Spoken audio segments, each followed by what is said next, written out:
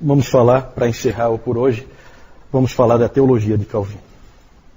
O grande livro de Calvino chama-se Institutas da Religião Cristã. Começou como um livreto escrito em 1536, que na edição atual, em inglês, tem 225 páginas, e terminou com 4 volumes, né? Eu pedi para o Nilton trazer para mostrar para vocês, 4 volumes, Institutas da Religião Cristã, mais de 1.500 páginas. A cada edição, Calvino expandia o seu livro. E ele também reorganizava. Uma famosa reorganização que ele fez foi tirar a predestinação, que estava no volume 1. Ele tirou de perto da doutrina da providência de Deus, que era onde ele tinha posto inicialmente, e jogou lá para depois da oração, já na vida cristã, no volume 3. Ele fez esse arranjo porque ele entendia que a predestinação ela não serve para você alcançar uma pessoa. Ela serve para dar conforto para quem já é cristão. Isso aí depois o Beza acabou avacalhando tudo, trazendo tudo de volta e não entendeu qual foi a intenção do Calvino. Né? Eu acho que esse pensamento é interessante a gente ter sempre em mente. Né? Você não usa a predestinação para alcançar uma pessoa. Você usa a predestinação como a Bíblia usa, para te dar conforto, segurança de que a tua salvação é irrevogável, que a tua salvação é segura, nada pode te separar do amor de Deus que está em Cristo Jesus, nosso Senhor. Ele ia aumentando o livro, ele nunca mudou nada no livro, mas ele ia aumentando. Ele ia enriquecendo com citações das Escrituras, com citações dos pais, dando apoio para ele. Os pais favoritos dele eram Crisóstomo e Bernardo de Claraval, né, mais recente Bernardo, já da Idade Média, e principalmente Agostinho. Ele também ia expandindo conforme ele ia vivendo a condição de pastor. Ele exemplifica muito o que o Lutero disse. Lembra que o Lutero disse que você se torna teólogo vivendo experiências. Deus fez ele viver experiências, não só dele, mas também das outras pessoas na condição de pastor. Ele também ia estudando cada vez mais a palavra, melhorando o entendimento que ele tinha da palavra de Deus. Ele escreveu comentários de quase todos os livros da Bíblia. Aqui o Nilton trouxe para mim, para eu mostrar para vocês alguns comentários que nós já temos em português. Está saindo muito agora, né? Comentários do Calvino. Eu acho que vocês têm também. Aqui tem alguns. Deixa eu mostrar um separado aqui. Esse aqui de 1 Coríntios, ó, da Edições Paracletos. Esse aqui de Efésios, da Fiel. Certo? Comentários de Calvino às Escrituras. Ele morreu quando estava escrevendo o comentário em Ezequiel. Então ele não escreveu em todos os livros, até porque não deu. Um livro em que ele não se aventurou a escrever um comentário foi o livro de Apocalipse. E ele dizia que ele não escrevia um comentário porque ele não tinha entendido o livro. Certo? Hoje qualquer Zé Mané escreve comentário de Apocalipse. Não é verdade? É verdade. Né? Por quê? Porque falta humildade, gente. Falta humildade. Coisa que Calvino tinha de sobra. Isso é nítido nos escritos dele.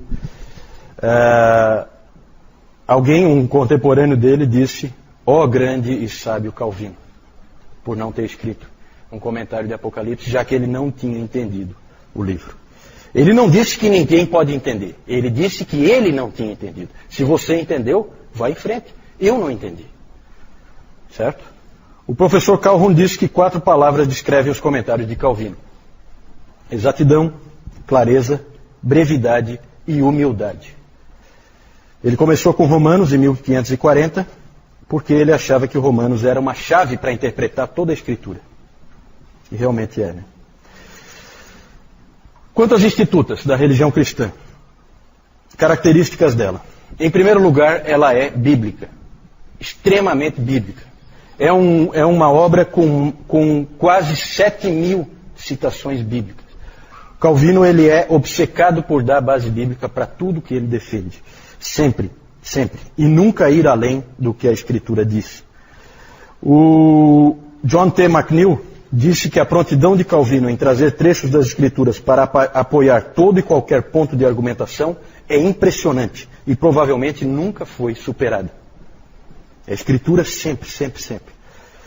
Em segundo lugar, ela é sistemática.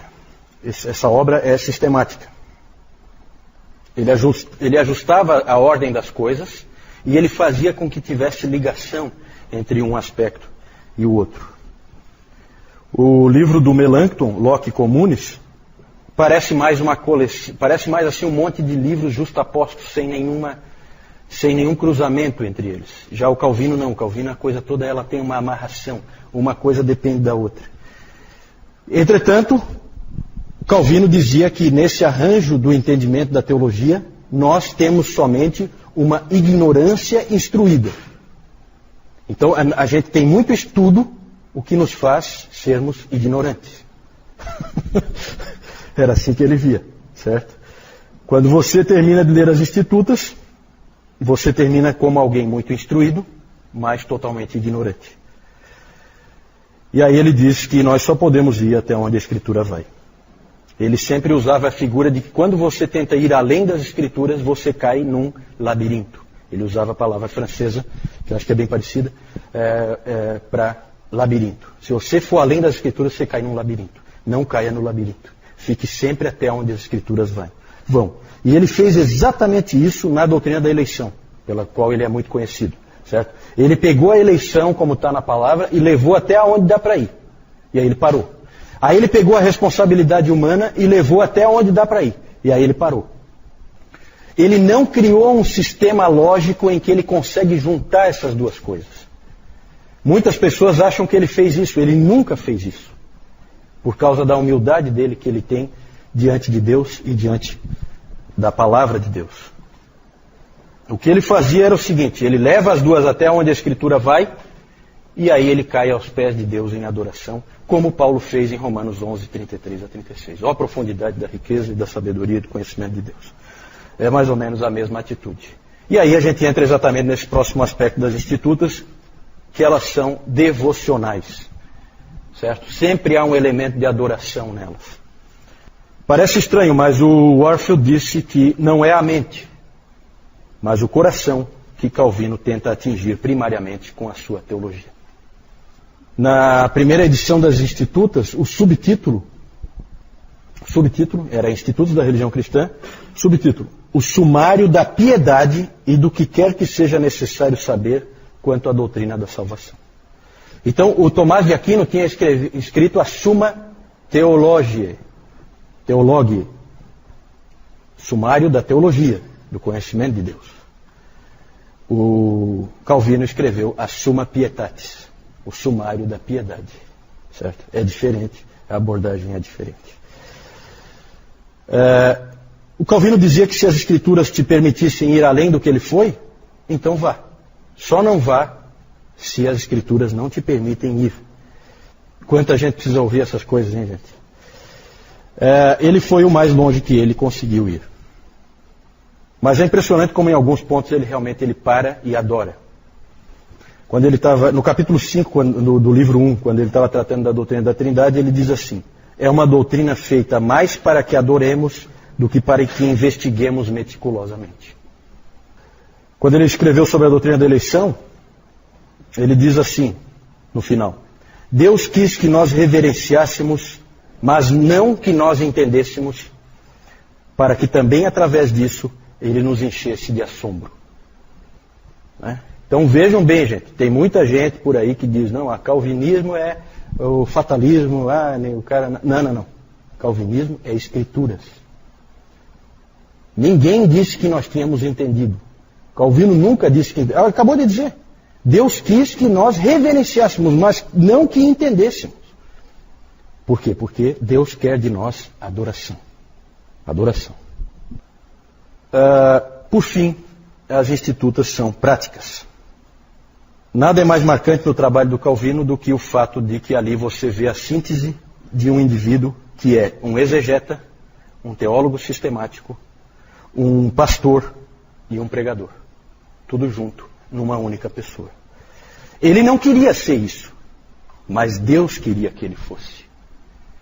Deus queria que ele fosse. Que ele fosse essas quatro coisas numa única pessoa, para que ele pudesse fazer o que ele fez, porque esse indivíduo vai irradiar o protestantismo para muitos outros lugares.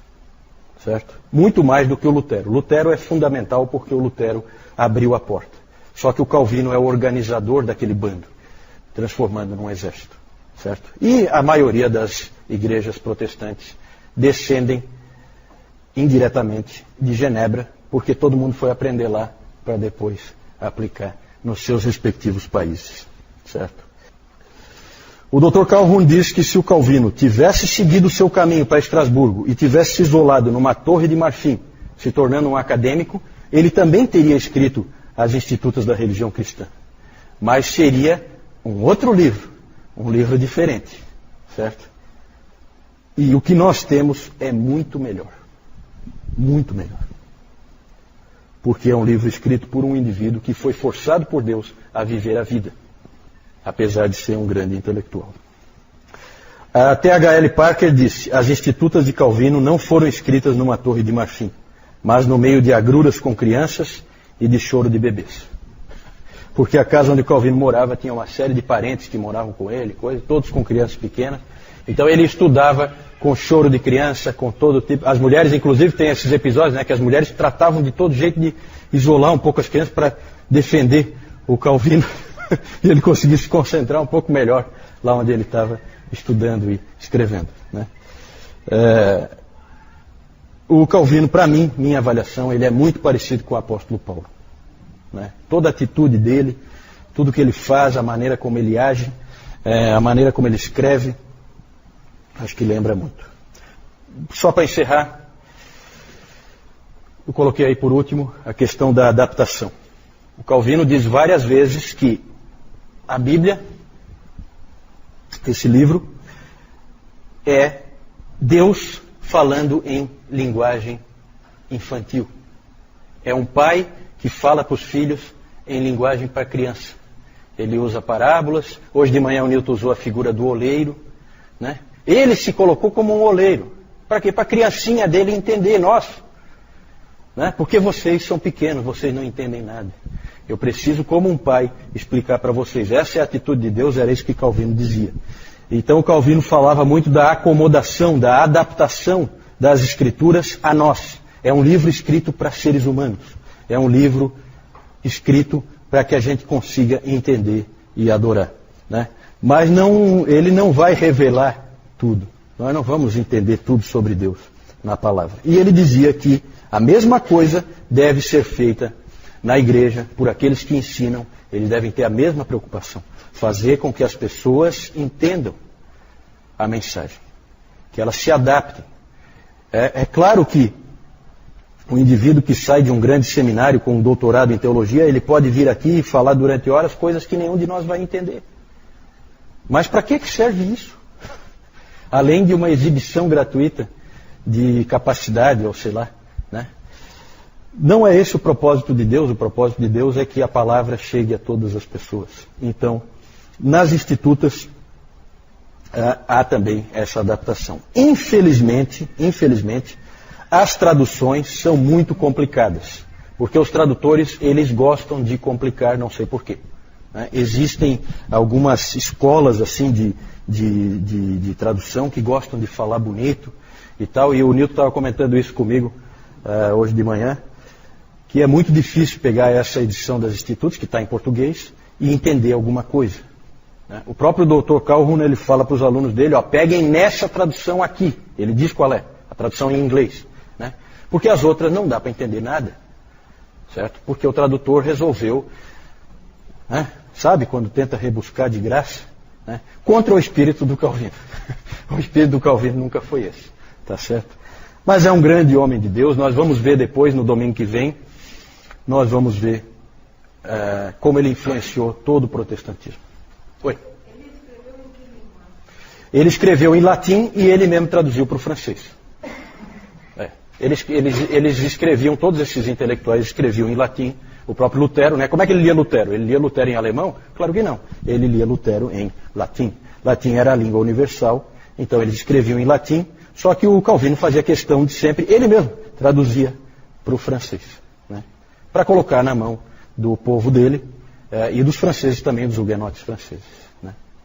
Ok, gente, mais alguma dúvida? Senão nós vamos encerrar aqui com o Calvino. Oi? 59 não, né? Os 500 anos. 500 anos, isso, porque ele nasceu em 1509, né? Isso. Essas homenagens são interessantes, né? Mas eu tenho certeza que Calvino ia odiar.